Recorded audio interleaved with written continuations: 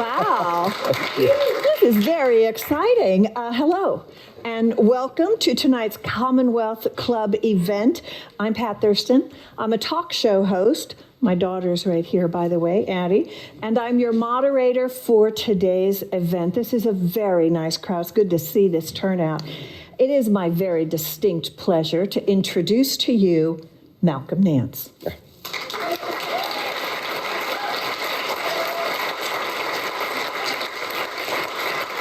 Yeah, I agree. Malcolm is the author of the new book, They Want to Kill Americans, the malicious, terrorists, and deranged ideology of the Trump insurgency. Malcolm is also a national security and counterterrorism expert. He served 20 years in the United States Navy. He's a former senior chief petty officer specializing in naval cryptology. Most recently, he spent the last 4 months fighting in Ukraine as part of, yes.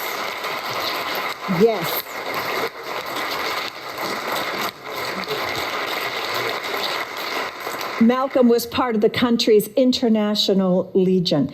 Malcolm, welcome back to the Commonwealth Club. Thank you very much. I'm going to sit down now, and I want to start off. But you know what I want to do? I want to talk with you very much about your book. Sure. But Ukraine is something every one of us really cares about. Sure. You've been there. You've been on the ground. You've been helping them in all manner of things in Ukraine. 4 months that you spent there, you were there on the front lines. A couple of questions I have. One is, at the beginning, when the Russians were amassing all this stuff and our intelligence services were telling us they're preparing for an invasion. Mm-hmm. We knew what they were doing. We knew, the Ukrainians knew that they were planning an invasion. It always seemed as if the United States wanted to stop the invasion from happening, to truly help the Ukrainians, that would have been the place to do it. Could we have done that? Well, that depends on what you view the word stop as. I mean, could we have gone and carried out airstrikes, or could we have, done something diplomatically or politically? Let me tell you something. In fact, I've been in Ukraine since the last week of January. So actually, I've spent almost 7 months in Ukraine, and I came home for 10 days to get all my combat equipment at the end of February when the invasion started. But I spent that month doing an analysis of the order of battle, where all the Russian forces were, how they were going to move. We went down all the major highways in Ukraine to see how would they actually invade? What would it look like when they flowed into the country? What villages, what crossroads, most importantly, which gas stations had liquor in them, right? Which turns out to be true, because the SOCAR gas stations are Azerbaijani run, and they have a wall of liquor that they sell, including 12-year Azeri cognac. You would know this. And displays of Jack Daniels and 6-packs of Coke. So we knew the Russians would take a long time at those. And whereas the WOG or the OKO gas stations didn't have as much alcohol.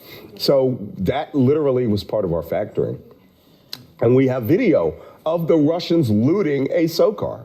Stealing the money, pulling down all of the alcohol off the wall, hundreds of bottles of alcohol. So, all of these things go into the kind of intelligence analysis that I was doing. And I was reporting this on MSNBC at the time, even though I was not part of MSNBC's team on the ground in Ukraine. I was there as an independent national security analyst. But one of the things that I learned very quickly was it was becoming very apparent by the beginning of February that the United States had a copy of the battle plan.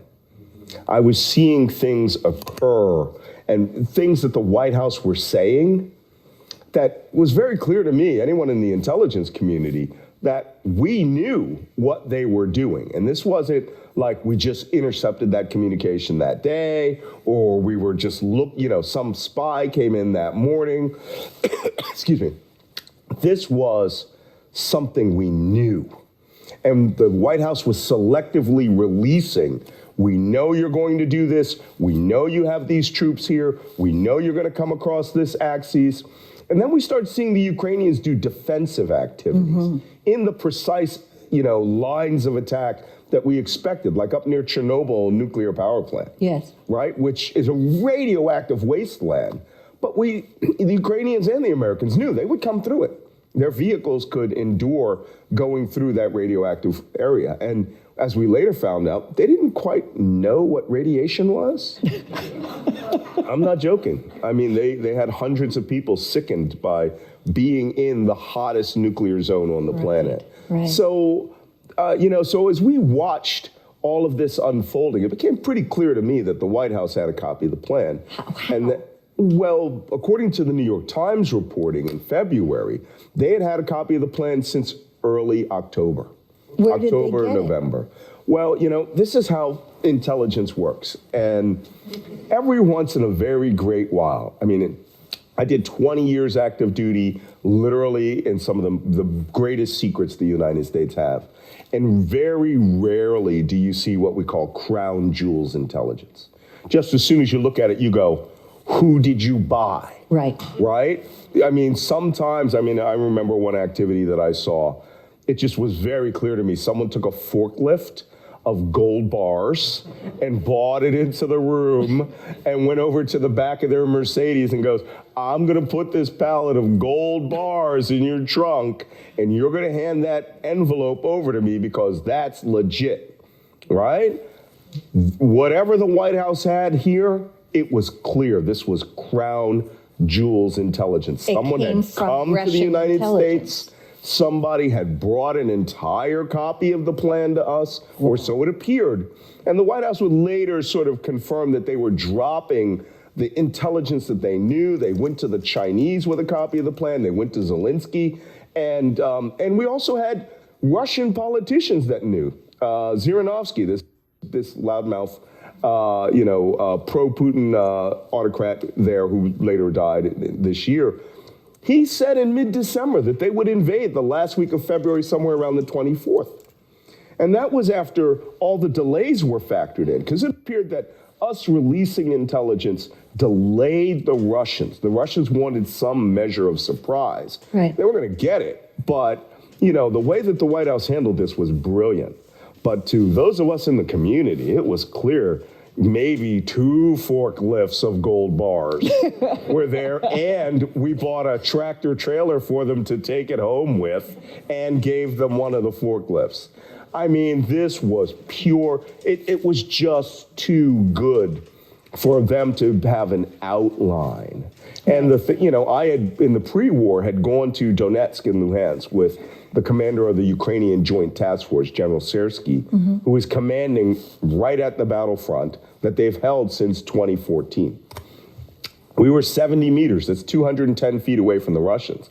But the media was coming to them and asking crazy questions like, well, I know the Russians are right over there, but what if they attack from the south? And this guy's sitting here going like, I've been fighting these guys for 3 years. Yeah. I'll fight them when they come from the south. But what if they attack from the north? I'll fight them if they come from the north. And I'm like, wait, people do not understand what they're doing here. They're watching a general's response. I'm watching the general. And I said this on MSNBC. I said, these guys are going to fight. I can tell by the look in this man's eye, right. He is ready to kick Russian ass and enjoy it. And, he's a very short guy, he's a thick guy, And the other commander, the commander of land warfare, was General Sersky. Guy's about 5'5", 5'5" inches of I cannot be defeated. No, really. And as I looked at them, I was like, whoa, I think there's something happening here in media that is not being factored. And I said this on one of the MSNBC shows about 3 or 4 days before the invasion. And they were like, well, the invasion will be quick. Analysts were coming on, the invasion will be quick. They'll lose rather fast. And I said, hey, let me tell you something. They were talking about the Ukrainians losing. Right. They said the Ukrainians, he would be in there within 2 weeks, it would all be over. Right. The entire war would be over. Kyiv would be taken in 72 hours. And I kept thinking, this is why intelligence field collectors are the smart ones to listen to. We're on the ground. Right. And I've been in the city of Kyiv. It's the size of Chicago. It has a bigger population. It's 5 million people. And these 20-story Soviet apartment blocks that are 20 buildings deep. And I'm like, no one's ever taking this city. All right, there's little old ladies right now who are woefully heartbroken that they didn't get to throw their Molotov cocktails out the 18-story window on top of Russian tanks. If you go to the checkpoints in Kyiv right now, there are thousands upon thousands of Molotov cocktails in crates waiting for the reservists because they expected to be fighting hand in fist with the Russians. The Russians never got going anywhere near taking Kyiv except one ambush that the Ukrainians let them into the city and slaughtered them wholesale. And, I said the same thing in the pre-war. I go, they're going to lose this war. They don't have enough men to win this war. The Russians. Yes. And you still believe that the Ukrainians are going to win? Sure. Sorry, I have a sore throat from talking too much. For days. And it gave me a cold. And I got to tell you, they're not going to win. Russia definitively, without any question, is going to lose this war. The question is, the only question is, what day are we going to have the victory over Russia parade? Right? Are we going to have to get in clean uniforms? So, I'm a member of the International Legion. I am with the forces that are fighting the Russians on the front line on the Eastern Front. And I can tell you right now, whatever combat power they have left, it's spent. They do not want to be carrying out any more operations. Well, the big threat that Putin is always putting out there is that he's going to launch a nuke. And so it's supposed to make everybody back off. How can Ukraine defeat Mother Russia without Putin, his ego, would it be able to handle it without him launching a nuke? Yeah, well, you know what? That's like saying, you have fire insurance on your home, right? And you're constantly worried about an arsonist coming to your house. That could happen. Well, if the arsonist threatened me, Putin's threatening it. Yeah, but I used to say this when I did counterterrorism. Is ISIS going to be my travel agent?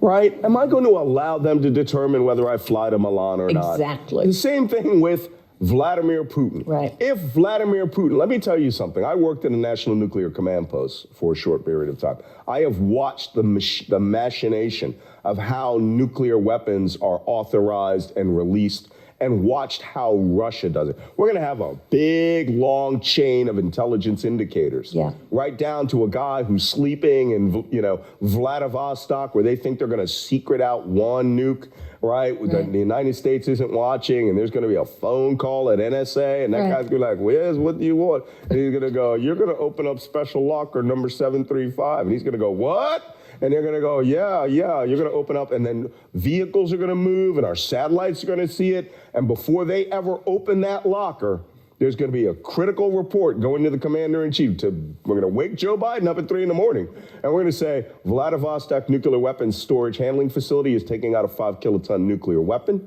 and there is a special train which appears to be routed to the eastern part of the country. And they're going to say, well, what does that mean? And it means they are taking out a 5-kiloton nuke to carry out a tactical nuclear strike.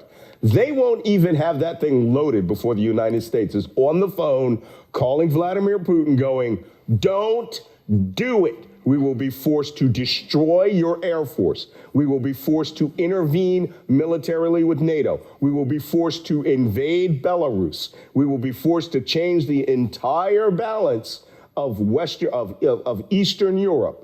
Don't think about it. And when you intervene like that, that's where you're going to get your factor of, are we dealing with a madman or not? Right. So, Vladimir Putin may be thinking, if I nuke Kyiv, it will have all the fallout and the fallout pattern of Chernobyl, right? It'll go through Belarus, it'll go up through Kaliningrad and, parts of Poland and then into Sweden, and that's not my problem. But the level of madness that would require, even though they're talking about it on Russian state television, And when you talk about it, then you're viewing it as a viable But weapon. Malcolm, my understanding is that as many safeguards as we have here in the United States, Right. Russia has safeguards too. So Putin's a madman, but could Putin independently launch? Wouldn't he be stopped by his own security forces who are not all that loyal to him? Well, you would hope. I mean, our system in the United States is not designed to stop. I have some news for you. The president of the United States is a nuclear monarch. If he chooses a viable Oh, don't package- tell me that in Oh, the shadow sorry. of Donald Trump. Oh my God, does he know? I was in an op-ed by Jonathan Capehart 2 months before Trump took power about the nuclear monarchy of Donald Trump and why it was so dangerous to allow him to have the keys to the box, Pandora's box. Fortunately, we've dodged that bullet for now. But I'm just saying is that if the president of the United States says Vladivostok nuclear weapons storage facility, 325, is taking out a nuclear weapon, is intending to carry out a viable nuclear strike, the United States will execute a 30-minute response, which is somebody will spool up, right, a Minuteman III missile in Kansas, and in 32 minutes after getting launch authorization, it will vaporize that spot. Now, we are in a different world. Yeah. Let's just not even talk about this. The Russians, on the other hand, if they lose their army, let's say the Ukrainians carry out a massive counteroffensive this fall, Right. which is quite possible, using U.S. missiles and rockets and all the artillery, and they break the back of the Russian army, Right. which is what I think is going to happen. Yes. And the Russian army collapses. Yes. Right? And it's a rout. And they lose Kherson province, Luhansk province, Donetsk province, everything except Crimea. They blow the Crimea bridge. Then you need to start thinking about what Vladimir Putin is going to do, because that's a level of humiliation, that I'm not sure he can live with. But if he goes and reaches for the phone to call that nuclear weapons storage facility and goes to his command post out near wherever, Minsk or wherever, or I'm sorry, not Minsk, out in eastern Russia, and he decides he's going to launch something, a lot of chains have to go. And you got to think, who is going to relieve Vladimir Putin of his command? Yeah. Because that's all you can do. Otherwise, they'll go through with it. Now, we need to be prepared for that. And, for all the planners that we have in the United States, all right, people like, I know the Biden White House with Jake Sullivan, those guys are real politic kind of guys. But I come from the world where I have to go through all the what ifs. I have to understand and plan for the enemy commander's worst option, right? Worst course of action. Yeah. And that would be, he's not going to, let me tell you something, he's not going to nuke Odessa. He's not going to nuke, Mariupol or Kharkiv. Right. It's close to Russia. Close, right. Right? He's going to do what Olga Skabeva said, which is neutralize the den of rats. Right? A city that's over 2,000 years, that's well over 1,100, 1,200 years old. And despite his admiration of its architecture in the center of Russian Orthodox Church, that doesn't mean he's not going to lose his mind when he loses his army. So, the less we talk about this, the better. Look, we just talked about it for 5 minutes, right? Yeah, it's scary. It's really scary. It is But I scary. got to tell you, you have a new book that's scary too. It's called They Want to Kill Americans. And it really does sound an alarm to the entire country. And not only about, what Donald Trump almost did, but about what is going on. And I don't know what it is that he unleashed. It's like this, hill of army ants that are crazy freaking people that are willing to do anything. And I don't know how much there's going to be to stop them. So tell us how dire, we're talking about Russia and Ukraine. Tell us about how dire the situation is in the United States of America right now. Well, over the last few months, I consider fighting in Ukraine as helping maintain the bulwark of democracy on the Eastern Front. Yes. Right? And because if Ukraine collapses, Ukraine's a democratic nation. Yeah. They've had 9 presidents. They've had elected presidents who were pro-Moscow, but they were elections. And this has nothing to do with them wanting to join NATO. It had to do with them wanting to be part of the European Union. And they hated the idea of them losing the breadbasket of Europe, a country that holds 25% of the world's food, of the world's wheat. I mean, it's just a resource they could not afford. And then becoming part of the West, further isolating Vladimir Putin and his expansionist neo-Soviet dreams. You know, I keep mentioning this. I went to Vladimir Putin's office when I wrote my book, Plot to Destroy Democracy. His office in Dresden, Germany.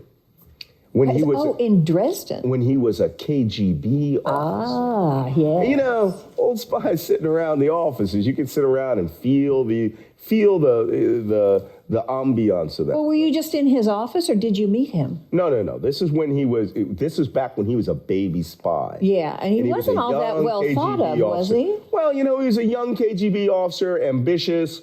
You know, a junior lieutenant, a colonel. Kind of looked like Stephen Miller at the time. Yeah, sort of, but even back then he had these shark eyes. And his other KGB officers wanted to sit around and drink beer. They're in Germany.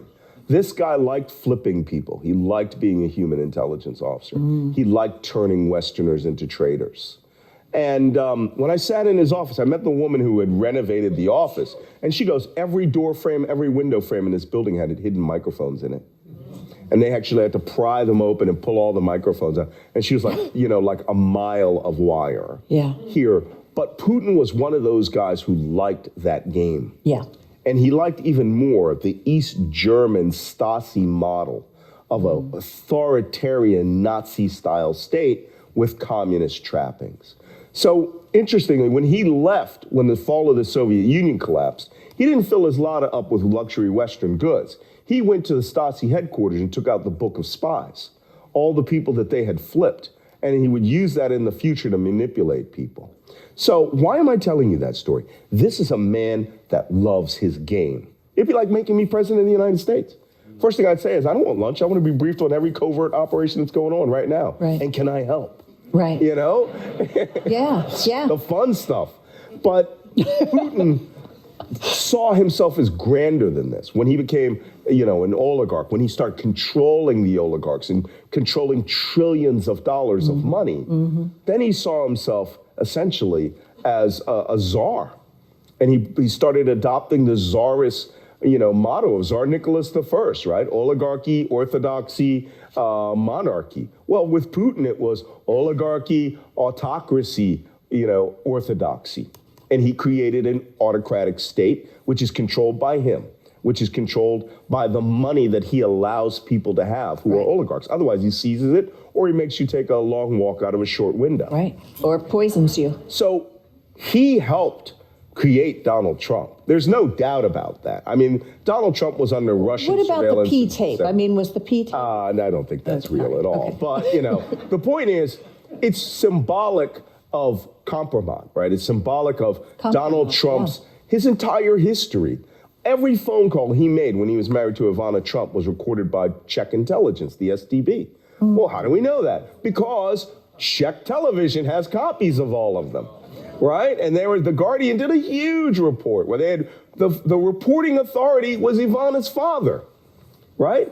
This was the Soviet era. Donald Trump, you know, and when the kids were going over there, they were going into a Soviet world and thinking they could manipulate and be around people that were run by the KGB. So when Vladimir Putin heard Donald Trump wanted to become president, I know what he did. First thing he said was, hey, go to the archives, pull everything about Donald Trump. And what he was probably surprised about was that they bought in a wheelbarrow full of surveillance, collection, and all of these things, and analyses about him.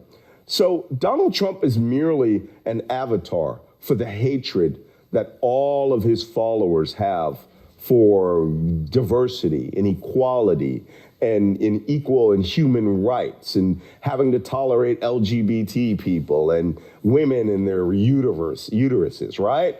All right. Donald Trump, as an avatar, also understood that you have to motivate them, you have to keep them happy, and then from time to time, you have to unleash them. Just as the Russians unleashed him by giving him assistance to take down Hillary Clinton, from that point onward, it was autonomous. The Russians had nothing to do with it. It was all Americans who loved the nasty, mean, hateful, spiteful things he had to say about other Americans. But the way he would say it was as if he was America, And they were Americans. And the other 65% of the country had nothing to do with their world. And this is how how can I put it? They've created a false reality. They're very much like ISIS in this respect, the Islamic State. ISIS created a false narrative that they were the only legitimate Muslims in the world. And the other 1.6 billion Muslims, well, they could be executed at will. Yeah, same thing with Donald Trump, that his followers were the only true Americans. Yeah, and this is what they say. They say it, right? We are the patriots, right? And that's why they hate us. They hate us just because we exist and that we're not supporters of Donald Trump because we're not one of them, so they hate us? Yeah, pretty They're much. willing to kill us? Well, some of them are willing to kill us. Some of them are willing to kill us. Many of them are waiting for the opportunity when they get, this is where we talk about QAnon ideology, that crazy group that believes all liberals are evil, that Hillary Clinton and all the liberal leadership are kidnapping children and drinking their blood in order to get a chemical called adrenochrome, which is only secreted when a child is terrified before death, which, by the way, is don't laugh. It's the actual theme of the movie Monsters, Inc. Right? And the monsters scare a child, and the child gets scared, and then powers the monster universe. Some moron worked all of this into this crazy ideology, but made Donald Trump the hero, where he's saving all of the kidnapped children around the world from pedophiles that are liberals. There are as many as 20 million Americans that believe this ideology. Many of them are armed. Many of them thought January 6th was the day of the storm, which was QAnon belief that they were going to mass murder all liberals in America. They don't believe me. Believe them. Yeah, but they'll tell you right out there. Now, to us, it sounds ludicrous. To an armed person, there was a QAnon murder where a father went to Baja California and murdered his 2 children. Yes. There was another one where a woman murdered her child. I remember in the run-up to the election, there was a woman who was interviewed, and I think it was with Time magazine, and she said, the way that liberals are today, I would rather kill my children than allow them to live in a liberal America. This is a deranged pathology. This is a corruption of the mind where common decency, what they call, political correctness, being kind to people, being sympathetic to people, showing empathy. Being diverse, being equal is now a hated symbol to them. But Malcolm, you talk about 20 million Americans who that's just QAnon. Don't forget, 71 million Americans voted for Donald Trump. But there are Republicans who don't necessarily believe that all non-Trumpists are evil. They're just Republicans, and so they feel like they have to pull the lever for the Republicans. They're not dangerous, right? And why are they cooperating? Why are they empowering these people? Why aren't they standing up and saying, what the hell is going on around here? You're killing my party. I think what the mistake that you're making is that you are attributing good intentions to these politicians. How about this? I'm going to give you an alternate analysis. Okay. Right? All right. How about they've always believed those things? Truly. But, I'm just saying, this is my take. They always believe those things, but common decency and civil discourse and comedy did not allow them to say these things out loud. But now their base allows them to say these things out loud. But when people get out of the party, when they know that they're being primaried, when they know this is happening, they do start speaking out against it. So isn't it just for political expediency that they're... Who are those people speaking against it? Because I don't hear them very much. Adam Kinzinger. Okay, he's not a Republican. He's a good person. He is a good person. He's a Democrat. Are Republicans not good people? I mean, I used to be that He's a rhino? I used to be that kind of Republican. Yeah. Colin Powell type, national security strong, socially liberal kind of guy, ready to go around. Supporter of Ronald Reagan. Sure, but that's not where we are. That's not where we are. Okay, if we had that XY axis, Colin Powell would have been just up into the right upper quadrant, just over the X and Y cross. Yeah. Now he's, God bless him in his last days. He's way down in the lower left corner, hardcore liberal communist, right? So is Richard Nixon. I mean, it's just gone and so Ronald crazy. Reagan. What you're missing, the party has transformed itself into the party of Trumpism. And Trumpism is about unabashed, unapologetic indecency. It's about getting in people's face. It's about telling people that I hate you because my version of America is the true one and yours is communist, which I find fascinating from people who loved an ex-KGB officer who was a lifelong communist, right? And who loves a North Korean dictator who is a communist. These people live in a state of perpetual victimhood. So when they hear, their tribal leader, which is what Donald Trump is, he is not the leader of a political party. He's the leader of a tribe, the white tribe that believes only they deserve America, only they should get the benefits of America, and that everyone else is a moocher, a liar, a cheat, a dirty immigrant, a black person who's lazy, a Hispanic person who's come across the border illegally. A person with a uterus. A person with a uterus. Right, you're a walking crime right there, okay? Contemplating crimes every time you have sex. So don't laugh. Did everyone hear about North Carolina's proposed bill today? In which a person who is planning to have an abortion, the doctor can be murdered to prevent the abortion. I'm not joking. There's another bill that's proposed in Ohio today, right? No exceptions. Rape, incest, you must carry the baby to term. So all you female criminals out there, right, we know what you're thinking. You're thinking, wow, I didn't think The Handmaid's Tale was a documentary. It is. And you're now living in a country where those people feel empowered to make that movie a documentary because Donald Trump has unleashed, Abraham Lincoln said that we have to look for the better angels, right? Our better angels. Yeah. This man, it's almost like he cut a deal with Satan to look for our worst demons. Yeah. And then empowered people to say, well, remember what he would say? Knock him out. Back in the old days, we would beat him. Policemen, give him an extra hit when you put him in the car. This is the worst anybody in this country has done, outside of putting on a white robe and setting fire to a cross, right? Now they all have AR-15s and they feel empowered to march and threaten you implicitly with their Second Amendment rights, which, by the way, their weapons have more rights than women. So you need to think about this in the context of them as a power organization that is seeking to dominate the other 65% of America. Now you're going, Malcolm, this is crazy and outlandish. Why would you say all this? Imagine I am an MI6 intelligence officer in England, and I have to write up the Jerry Springer-like world that's going on the other side of the Atlantic for the Queen. It would come out exactly like I just said it. And they would have all the examples that I just gave you there. And they would say, yeah, we have troubles in England. Right. But we do not have, as many as 70 million armed Americans, who are 20 million who are espousing that all liberals should be mass murdered in this country. We just want a decent cup of tea. All right?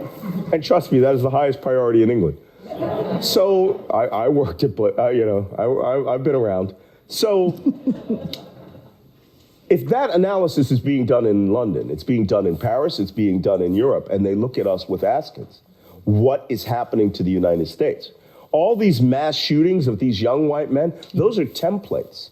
Those all have the same characteristics of the anti-immigrant mass murderer Anders Behring Breivik in Norway. Right. When he killed 68 people, as many as 60 children under the age of 16. And when he said in his trial, why did you do it? And he said, they've corrupted us with immigrants here. They've spoiled the white purity. I wanted to eliminate the next generation of liberal children. Next, the Christchurch shooter copies his manifesto, live streams his mass murders of Muslims. The shooter in Quebec, the shooters, the shooter in Uvalde, the shooter in El Paso, the shooter in Pittsburgh. They all copy Anders Behring Breivik's manifesto. It's not because they like Anders Behring Breivik. What you're looking at is part of the insurgency I predicted on November 6th on Bill Maher's show. They aren't individual little points of crazy. They are an ideology coming up and manifesting itself through mass murder. Now, what happens when a governor or a state has an election and they've just decided liberals will not, progressives or Democrats will not take power, and they occupy the state house, and instead of calling out the National Guard, the governor sides with them. Right. Which is a very distinct possibility. It's a possibility in the upcoming presidential election in 2020. Sure, but then the president of the United States tries to nationalize the National Guard, and the state governor's National Guard general says, I follow the commander-in-chief, who's the governor, not you. Right. And I violate all federalist, all nationalist, nationalism statutes that are in the Department of Defense. Now what do you have? What are you going to deploy the regular army? Yeah. You might have to. We may find ourselves not in a constitutional crisis, in an armed rebellion. In an existential crisis. And it would be an existential crisis. Look, I'm sorry, this November's an existential crisis. We lose this election in November, it's done. And I'm not going to sugarcoat it. I'm not here to make you glad hand or happy, and I'm not here as a Democrat to tell you that. I'm here as an intelligence professional to tell you what I talk with my peers overseas. And they understand that this could be the end of where the Republicans cease governing 100%, then use the laws to hammer each and every one of you, prosecute all of the people in Congress that they find as enemies. Marjorie Taylor Greene is the number 3 person in the House of Representatives. You think this is not possible? It's on the way. And that's why I wrote this book. It is the final warning I'm going to be able to write. And I just hope that I'm wrong. Unfortunately, I'm never wrong. Malcolm, you're never wrong about what's coming. You're never wrong about the warnings. Can you tell us how we're going to stop it? Well, that's up to you now, isn't it? No, really, literally. It's up to every individual. Well, is it at the ballot box? I mean, it can only be done at the ballot box. That's the only weapon we have. People come up to me all the time, and they're like, oh, Malcolm, what kind of guns should I buy? And should I put away survival goods? No. I'm a Philadelphian. I'm going to get upset right now. I was born and raised in a naval hospital in a family that goes all the way back in armed force service to April 1864. Every Nance male has served in the armed forces since that time. And I wish my sisters had joined in. But let me tell you, well, my niece is the last one. God bless her. But let me tell you something. As a Philadelphian, I'm an originalist as to what was written down at 5th and Chestnut Street. I was just there the other day. I walked, I was going to WHYY to do fresh air. I step out for a few minutes. I look, I see Independence Hall, and I get choked up. Yeah. I defended this. I defended you. I defend those idiots who are out there saying that they're real Americans. But not when you take up guns against this nation. You take up rebellion. You preach sedition. Well, there's a template for that, too. It started in 1860. Mm-hmm. And what I want to wake up the average American citizen. I want you to wake up and start telling your neighbor what you're saying is wrong. You are not an American. You are anti-American. No one tells them that. They talk to each other. And they just, chat amongst themselves about how awesome it's going to be for the Second American Revolution. Really? Right. It wasn't that great for everybody who was killed in the American Revolution. 1776, they say. They say to themselves, the new 1776. Right. You have to stand up and stop this. And the first thing you have to do is stand up and use your voice. Then use the only weapon the founding fathers gave you. Look, flawed guys, all right? What is that famous line by Tina Fey? where she was talking about Thomas Jefferson, the immortal words of Thomas Jefferson, who said, "Hey, who's that hot mulatto chick next to the butter churn?" Oh my God. That's our founding fathers. It is. Men of the Enlightenment who liked their sister-in-law. But, it's true, go look that up. But they understood the nation could be better. Every 2 steps forward, there could be a step back, but it will be forward. It will be forward. We are at an inflection point where people are saying there will be no more steps forward. We will regress and take it back, and anyone that gets in our way will understand what AR-15s are for. And at that point, you have to stand up. Can somebody explain to me why there hasn't been a protest a real protest, since the pink hat protest in January 2017? That was called a pussy hat. Yeah, well, there's that one too. All right. The pussy hat protest. My wife had one, God bless her. And why? Why? Why is it not important enough for you to stop this, to get out by the tens of millions like that protest? Right. Why has it been okay for all these things? You're all mad about everything, but everyone, and this is part of the problem, you're mad about your little thing.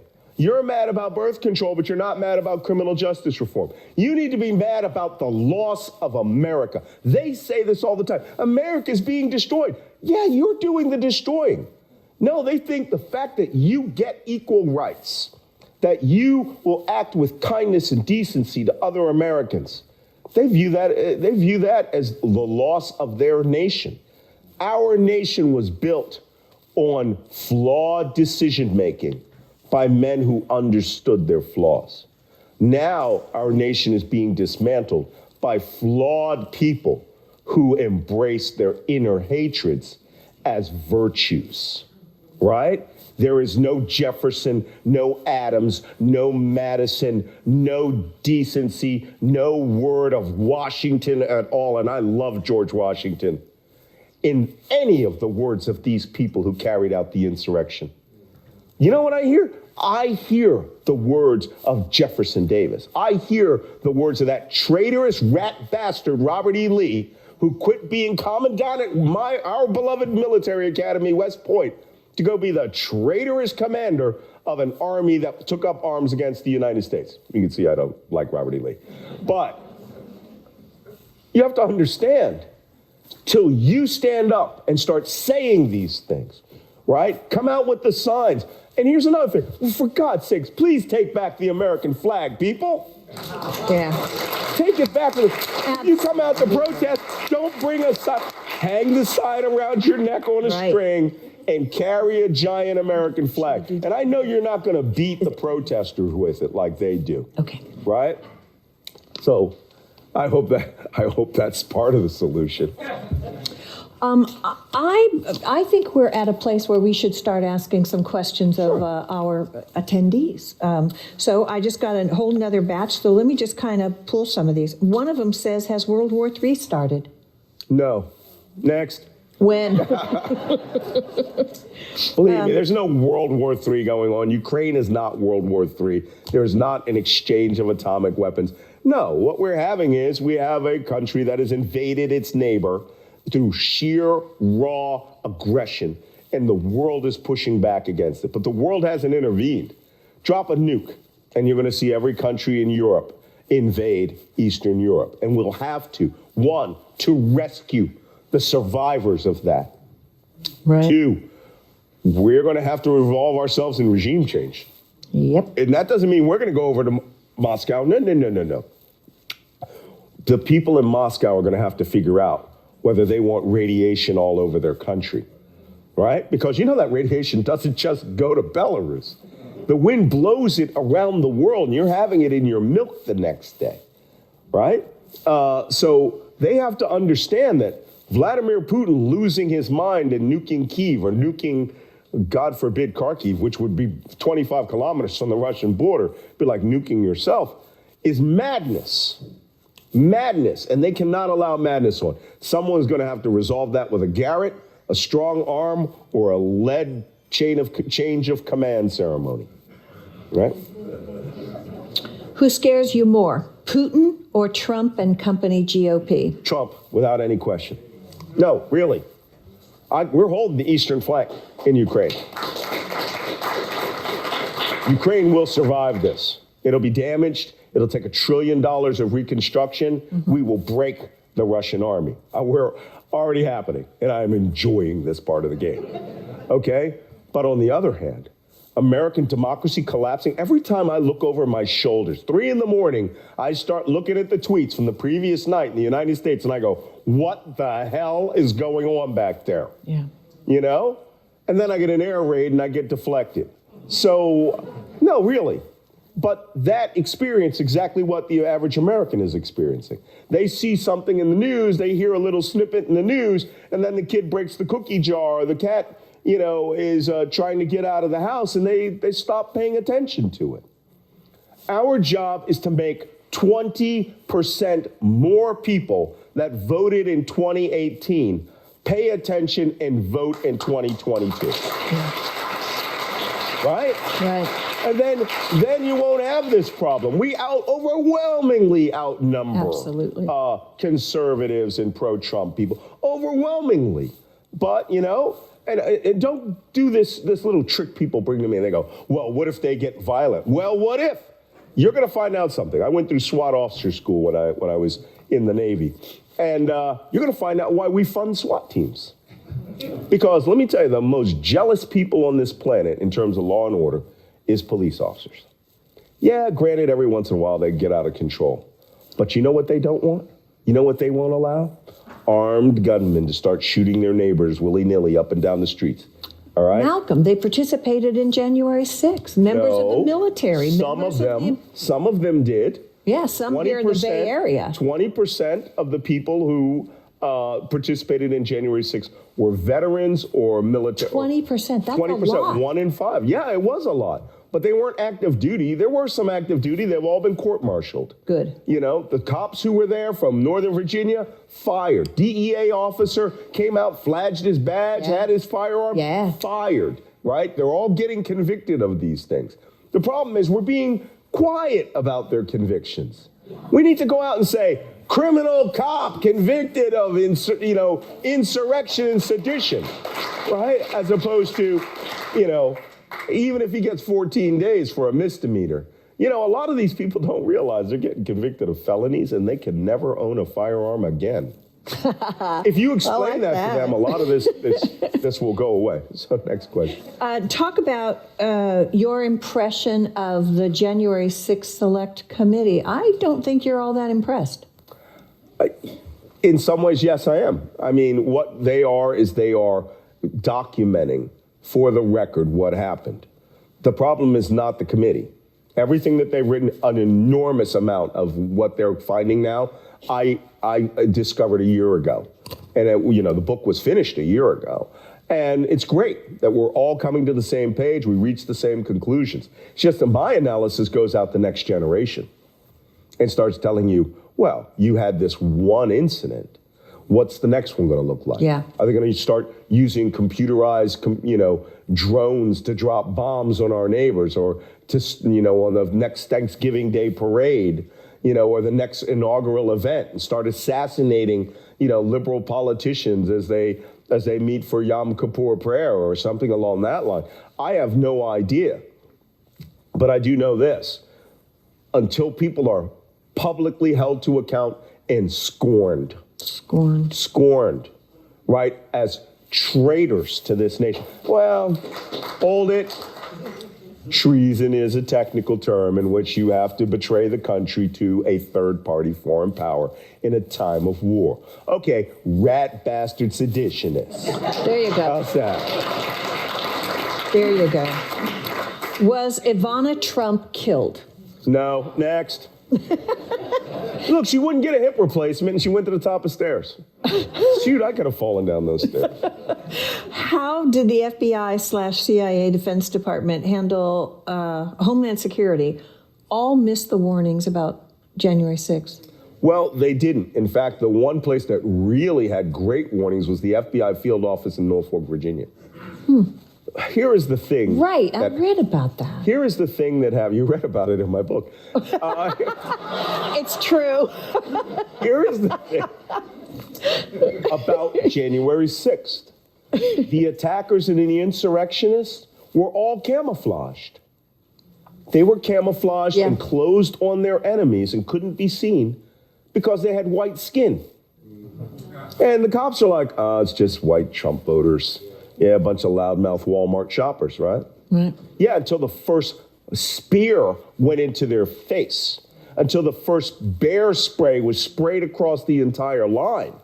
But the problem is that belief that those people would do nothing, would be benign, allowed them to close upon their enemies and smash their lines.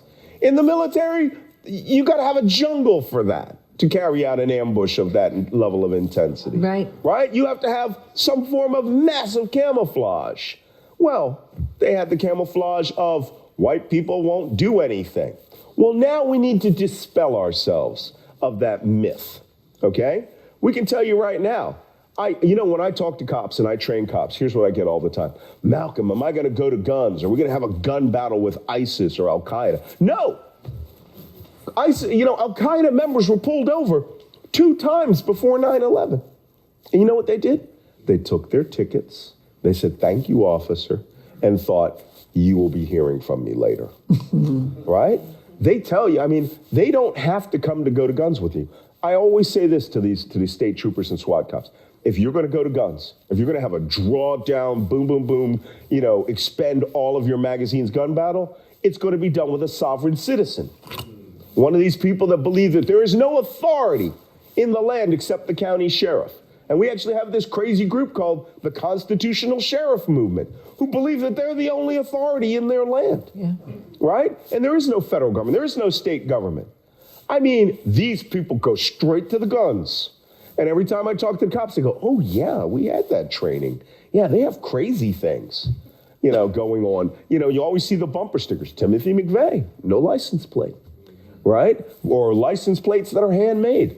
Right. They're in the book.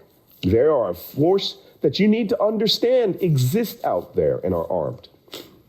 Another group that's armed are the militias, who you also talk about.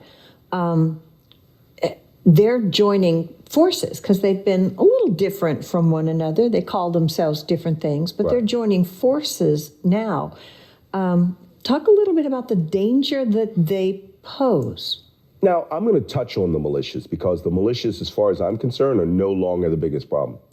What I call collectively the TITUS, T-I-T-U-S, the Trump insurgency in the United States. All right, this is how we do it in the intelligence community world. We just lump you all together into a happy little title. But we do that so that you know who we're talking about specifically. It's that political wing, right?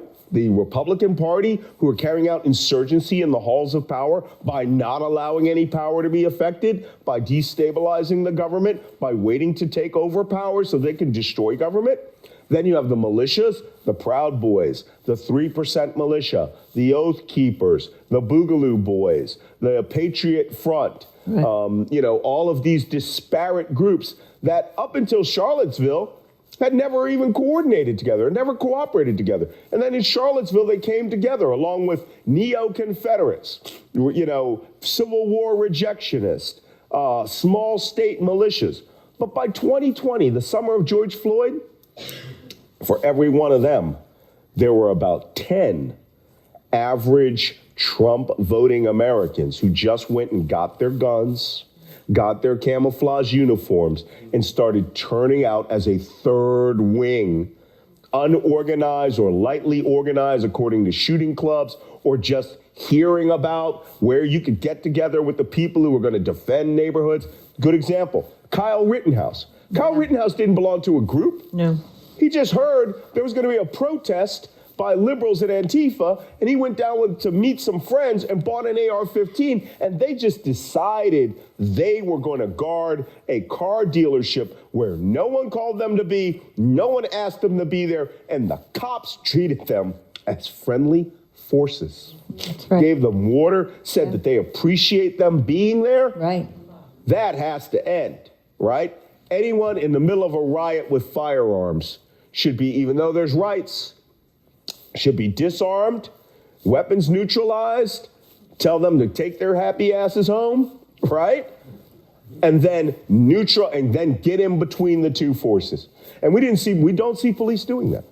We see police standing back and letting people fight. But then Kyle became a hero. He became a hero to he was a right-wing politicians. Yeah, Timothy McVeigh. Loved him. Timothy McVeigh would be an intern in Marjorie Taylor Greene's office. Oh, easily. No. Maybe chief of staff. Yeah, but they admire people who take action, who use the tools, the hammer that they have, that they all want to use. Like the one guy said in Idaho, or I think it was Idaho or Oregon, when do we get to use our guns? Yeah. When can we start killing people? They stole an election. We should start killing people.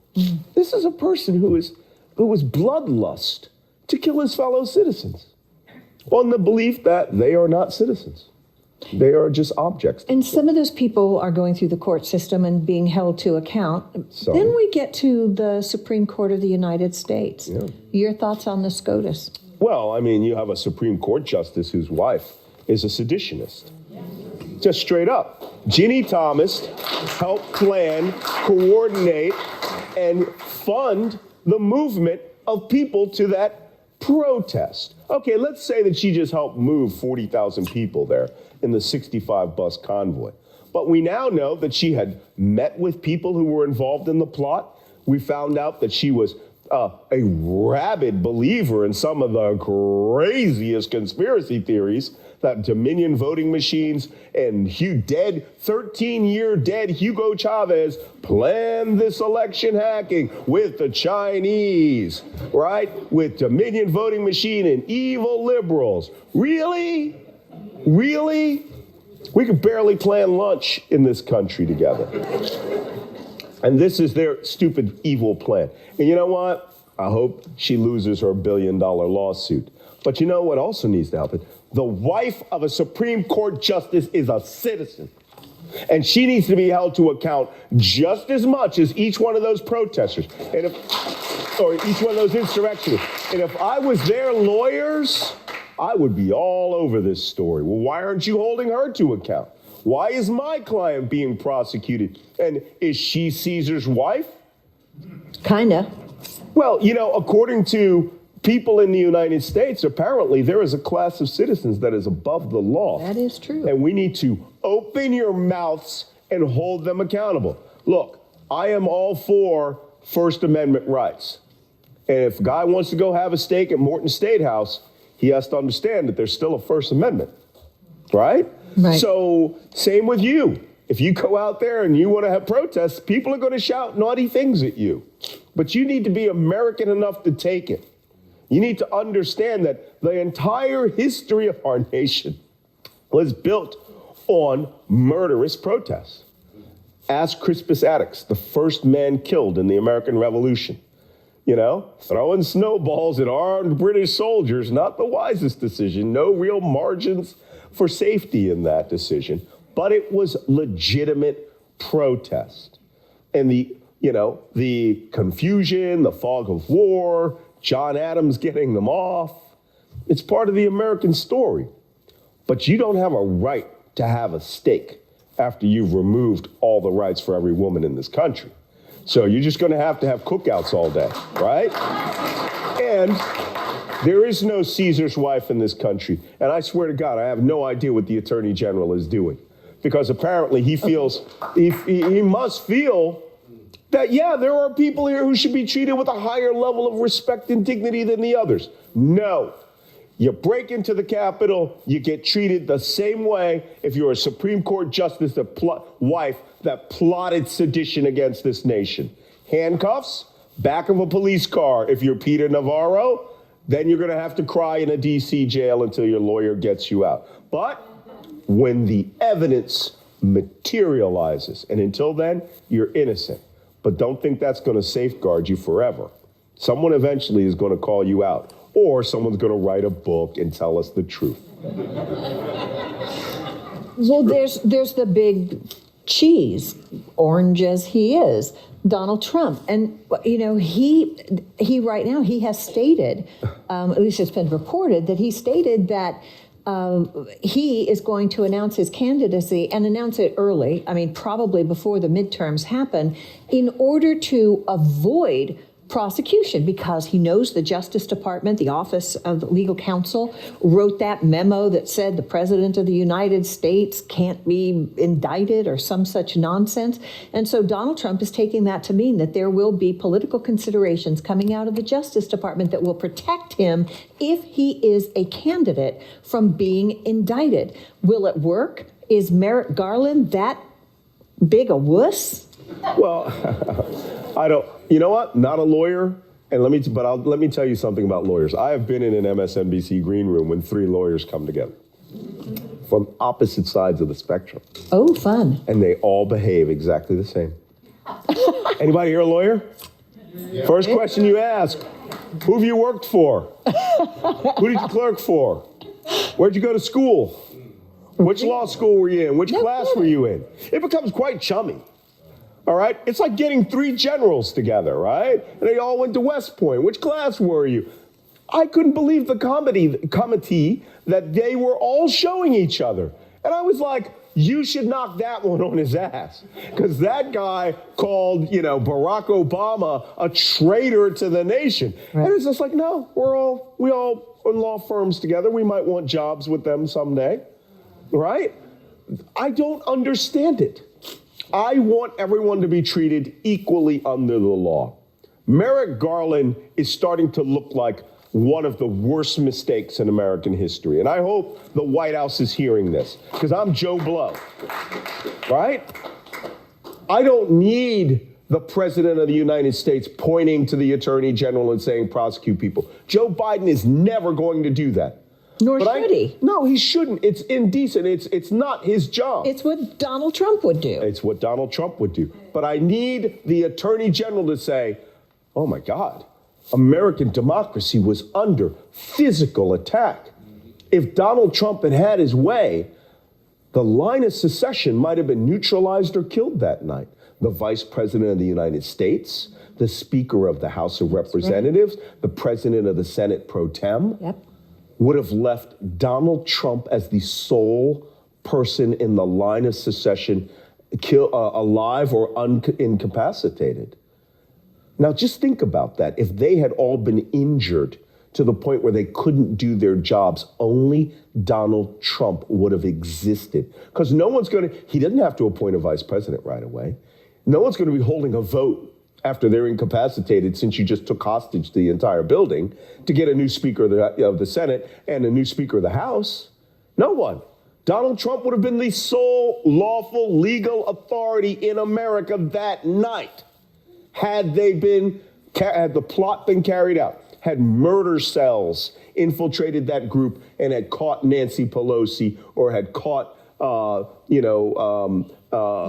Mike Pence. And I'll tell you what would have happened if they had gotten near Mike Pence. The Secret Service would have pulled out all their little MP7 submachine guns. And as soon as they saw imminent, dangerous, lethal threat, they would have massacred their way through them, because that's their protocol. And I prayed to God that's their protocol, because the Vice President of the United States was held in an in extremis situation where he was trapped in the Capitol, and the President of the United States did nothing. Not only did nothing, he watched it on TV to see if he would be carried out or if he was going to carry out his plan to overthrow America's government. This must be taken down. This must be investigated ruthlessly. And the American people need to be educated in simple terms, right? Armed sedition. President foiled plot, or, President encouraged coup d'etat. And they go, the average person will go, oh, really? Coup d'etat? When did that happen? Because I was playing Candy Crush. Because that's the attention span of the American citizen. So if you don't expel it outright, if you say January 6th Commission looks hard into Donald Trump's decisions, which were unprecedented, no one's going to hear that story. That's why our media gets away. That's why the right wing gets away with murder, because they compress it down into cute little words. Hillary Clinton evil. How many times have you heard that in the last 7 years? Lock her up. Lock her up. Yeah, it's true. Which brings us, there are several people who ask essentially the same question. And the question is the media. the role the media plays in all of this, in the enabling, in not calling out, in treating Donald Trump like he was a joke instead of a serious threat in the beginning, during the campaign. And once he took office, there were people who were critical that the media was so hard on Donald Trump. They weren't nearly hard enough on Donald Trump. What about the role of the media, Malcolm? The media, it's very important to our freedoms. It's funny because I'm often asked, people say, well, you're a journalist. And I have to inform them. I go, oh, I'm not a journalist. Right. Just because I'm a member of the National Association of Black Journalists in the National Press Club, I'm a spy that talks on television. And don't forget it. Which will give you a particularly interesting insight, because I'm not doing it on the basis of, I got to go find two sources. I don't know whether those two sources are lying. Let me cross-reference that. I analyze information the way I would analyze, the Soviet Union's ballistic missile movements, or Libyan submarine movements before they lost all their submarines. I view it with a broad depth of experience, and I cross-reference it with what I'm seeing from open source information. I've seen coups d'etats happen in many parts of the world. I've seen them form. I've seen the communications pathways that they use. And I've seen tanks roll out in the street, right? I didn't see that here, but I saw something completely different. I saw an entire administration organized to overthrow 245 years of democracy. And it was obvious, it was patent, and now we're finding out it's all true. Malcolm, this is the last question for the evening, and it is, how do your children feel about your joining the effort in Ukraine? Oh, okay.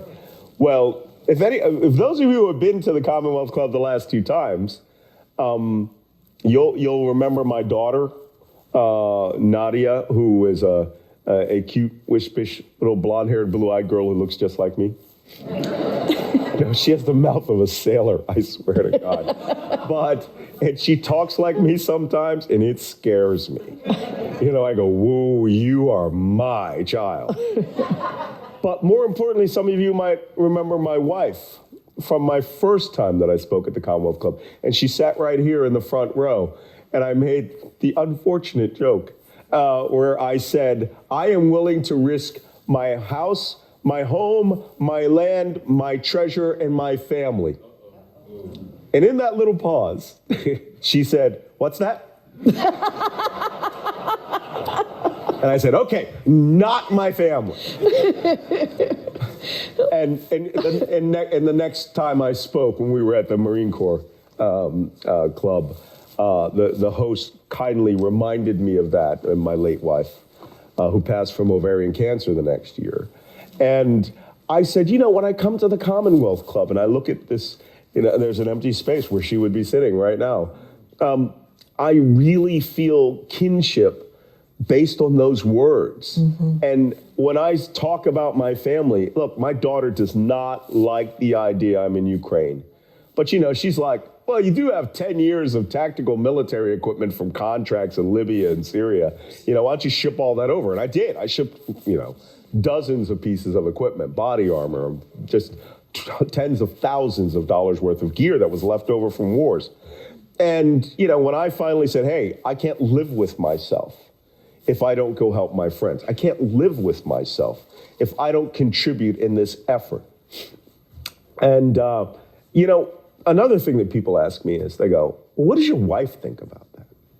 And I said, my wife is in my ear all the time. All of us, any one of us who's a widow or a widower knows what I'm talking about. They are always talking to us. They never stop talking. Right? They're always giving us advice. Half the time it's us remembering advice. The other half of the time, they are talking to us. And I said this when I was on the battlefront and I was being bombarded one day, and we were in a vehicle and we were moving and mortars were exploding all around us.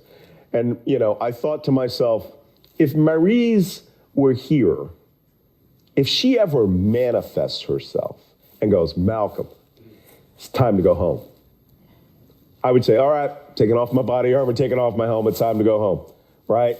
You always pay attention to the warnings from the other side. okay?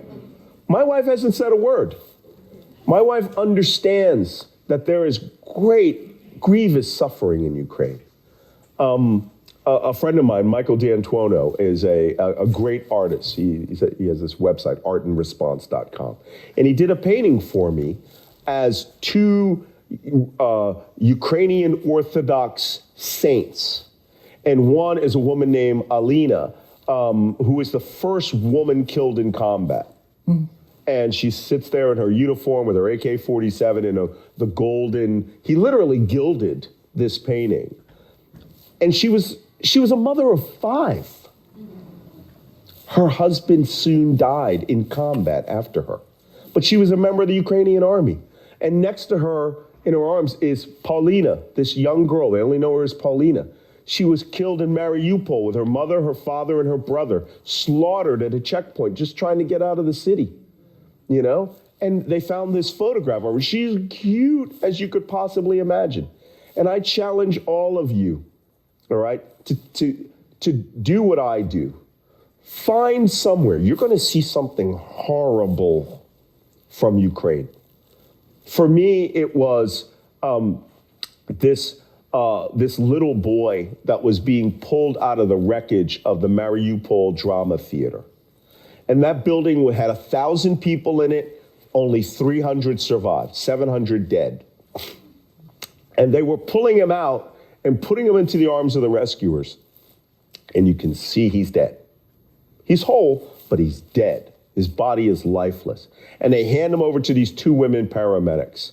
And they have to go through the motions of trying to resuscitate him. You know, they do the sternum rub and they start trying to rescue breathe for the child. And one of them starts crying. And you just think, she has to do this. She has hundreds of more dead people in this building. People must be held to account for this. These children cannot die, and I will not stand and sit on MSNBC and point to a map and say, well, the Russians attacked this city today. I have the skill, I have the resources, I can help. And that's what I did. I will not allow another child to die behind me. There's a saying that soldiers don't fight for those, they don't fight because they hate the people who are in front of them. And this is very true in Ukraine. For every member of the International Legion who has come from 56 countries, we fight for those we love behind us.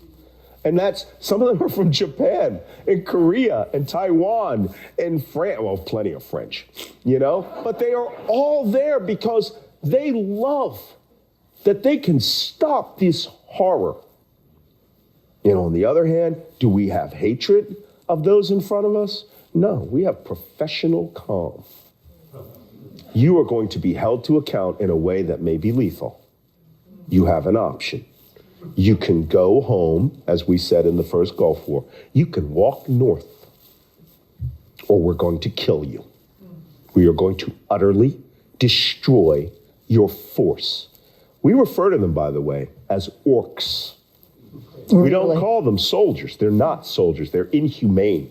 There's a video of a Ukrainian army took on a drone, and there is a chest-high pile of dead Russian soldiers' bodies. And their comrades are sitting next to them with their feet next to them in pools of blood, eating their lunch. They just don't care about the humanity of the men there. And the Ukrainian drone operators going, what's wrong with them? What is wrong with them? They abandon their bodies all over the place. They have no humanity. And if they do, then we don't know where they've lost it. One guy's girlfriend told him, you can rape all the Ukrainian women you want, as long as you wear a condom. They deserve it. You pick what atrocity offends you the most in Ukraine. Go look through just wait a day, right? The little girl who was Down syndrome, who had been in the First Lady of Ukraine's Christmas video, obliterated. You can see her dead body when the Venezia shopping mall was hit. They hit every mall in the country, by the way, in most of eastern Ukraine. They just kill people because they're frustrated they're losing on the battlefield. So what do? They hit a shopping mall with a missile that was designed to hit U.S. aircraft carriers? You are not soldiers. You are orcs. You are a force to be destroyed. And I will do my damnedest to destroy you and bring my country along to destroy you and rebalance the deaths and murders that you've done in that country. And that's why I fight.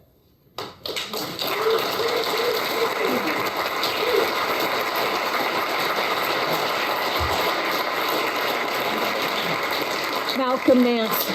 Malcolm, I cannot tell you how honored I am to participate in this with you.